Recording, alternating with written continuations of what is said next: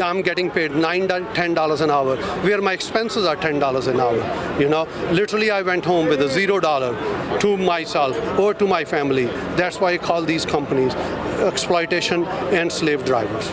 If you spend some time researching how much Uber drivers make or watch videos on YouTube following an Uber driver for a day, you're going to be severely misled into how much they actually make.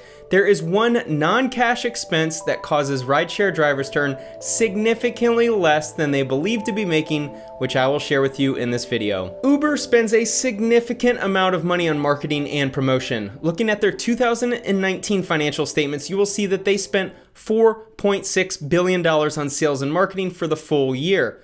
Uber is always offering sign-up bonuses and incentives to potential drivers. Why would a company have to spend so much money offering incentives for people to begin driving on their platform? According to this CNBC article written in 2017, only 4% of Uber drivers remain after 1 year. An internal study was done around the same time which found that 68.1% of drivers had left the platform after only 6 months. These are the only 2 data points I found, but I would not be surprised if this number is still the same today. Uber promotes the idea that you can get into your car, turn on the app, and start earning by picking up passengers at a rate of over $20 per hour. If you use their website earnings estimate tool, you may even see them predict that you can make $27 per hour. Since half of the country earns less than what Uber drivers are making, why does Uber have such a difficult time retaining their drivers? The answer is simple. They aren't earning what is being promoted. Humans can be incredibly complex with billion-dollar industries created to figure out how to improve our self-talk, but we can also be incredibly simple. A lot of human behavior can be determined by simply analyzing people's incentives. Drivers set their own hours, they are their own boss, and can make a very nice middle-class salary becoming their own taxi. Sounds easy. So what's the incentive for them to stop driving Uber? The reason why Uber drivers are being scammed and why they make significantly less than what they believe they are making is because of the depreciation of the vehicle. Let me show you an example. I went on CarGurus.com and selected 4 different cars to give you an idea of what depreciation really looks like. These cars also represent different rider modes within the Uber ecosystem. For this study, I selected 24 cars that were listed for sale on CarGurus. I created a column for the list price in year, the amount of miles on the vehicle, and the MSRP. I was then able to subtract the car's list price from the MSRP to determine how much the car had depreciated. I then divided the depreciation number by the miles driven to determine the depreciation cost per mile driven. I included various years, miles driven, and upgrade packages for each car. Here are the results. The Honda Accord, which is a popular option for the basic UberX driver, depreciates at a rate of around 17 cents per mile driven. The Toyota Prius depreciates at a rate of around 22 cents per mile driven. The Acura MDX, an option for Uber Comfort, depreciates at a rate of around 68 cents per mile driven. The Audi A6, an option for Uber Premier, depreciates at a rate of around 52 cents per mile driven. Since we have that number, let's analyze this Business Insider article written in October of 2019, where the driver details his earnings for Uber and Lyft during 1 week on the job. He drove for around 14 hours and made $257, almost $19 an hour. Thankfully, he's one of the few who posts his expenses and miles driven, so we have some data to work with. He put 291.1 miles on his Prius and spent $13.22 in gas. Because of the gas efficiency of a Prius, remember that this is basically a best case scenario for what I'm about to show you. After the gas expense, we're down to $243.78 net. But remember, depreciation. I have only seen one rideshare driver talk about depreciation on YouTube. It's a tricky expense because you aren't losing money when driving. You receive your daily pay into your bank account, and you can make a blog post about making $19 an hour. But what these drivers don't understand is that depreciation comes all at once when you go to sell the vehicle. You don't realize that the depreciation expense, the true depreciation expense, until you go to sell your car, and it's worth less because of the miles and the wear and tear you put on the vehicle while rideshare driving. Using the data I provided, the Toyota Prius depreciates at roughly 22 cents per mile driven, which is an expense of $64.04 for the 291.1 miles driven.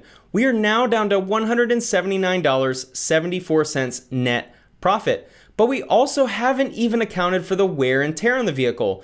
And imagine all the drivers who are driving in cars that depreciate at a much faster pace than a Prius. I gave you a couple examples. If we included those depreciation costs, the net profit would be significantly less. There's no exact number I can provide for wear and tear. Even if we assign the recommended allotment of around 13 cents per mile driven from this MIT study, this driver is now down to around $130 net profit for 14 hours of driving. And this was a reasonably good week for the driver with one of the most efficient vehicles on gas usage, while also not accounting for any additional expenses like car washes, extra insurance, water and snacks for guests, and phone charging that drivers typically provide. A solid $9.29 per hour. Except that he drove over a nail while driving to church. He justified the expense as happening on non-rideshare driving time, but this is exactly why you have to account for maintenance and repairs. When you're increasing your time on the road by an exponential factor, the probability of you running into an issue or a wreck is much higher. He writes, I figured I might as well get 4 new tires altogether and an oil change too since my car was almost due for these. His bill was $430.22 to fix his car, which in a way basically proves my point. The nail was the cause for one specific tire, but driving for Uber no doubt had an effect on the driver needing 3 additional tires and an oil change. One big expense wiped out all of his profits. When you're accounting for maintenance and repairs, you allocate just a little bit for every mile driven in order to be prepared for anything that happens. But the problem for a lot of drivers is that they run over a nail or get into an accident or run into a huge repair expense early in their driving career. They may have made $2,000 driving for a couple months, but then they have a $400 expense, which makes them realize that they were only really earning a few dollars per hour while driving rideshare. Whenever you see people claim they make $20 an hour driving rideshare, or you read blog posts telling you that you can make $23 an hour driving Uber in 2020, you have to add in the real costs of driving. Maintenance, wear and tear, and depreciation are all real expenses that have to be accounted for. A big part of this channel is showing you the income that I make, but I also share with you the expenses because it always tells the full story. And to make it even worse, after you write off all of the expenses I just covered, you're paying taxes as a self-employed contractor. You'll be paying more in taxes for your $8 an hour gig than an employee who is making $8 an hour. I see so many comments like this online, and I can't wait to see them in this video. Hey Spencer, you're an idiot. I'm a rideshare driver and I earn $20 per hour. I'm able to write off almost all of my expenses because they're business expenses, which is why it's amazing being an Uber driver. Yes, you write them off because they will be a real expense soon enough. You write off gas because you have to pay it. You write off maintenance because you have to pay it. And guess what? You write off depreciation today because you will pay for it down the road. The sad reality is that Uber driving isn't going to be getting any better for the drivers. Uber is a company that loses boatloads of money, entire countries' GDP worth of money every single year. They are now a public company and are spending all of their money on research and development, trying to get those self-driving vehicles here as soon as possible. What's the best way to end protests demanding better wages?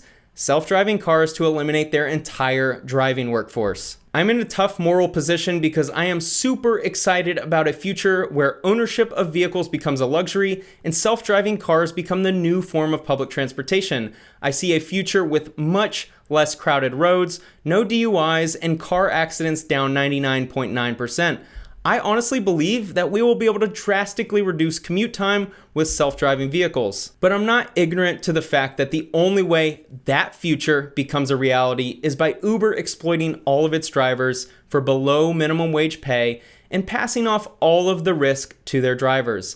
This will continue for years until self-driving cars are in mass production, which may take decades. Uber may not even be able to reach that point if they continue posting quarters in the red. The reason Uber is able to find 775,000 drivers willing to drive is because they are able to give people in a tight financial position the ability to earn money today that they will pay for tomorrow. They can earn $20 per hour today, but will pay at least $10 to $15 per hour down the road in the form of depreciation and maintenance. For riders of the platform, Uber is an amazing disruptor that should be supported because they offer a much cheaper alternative to the taxi system.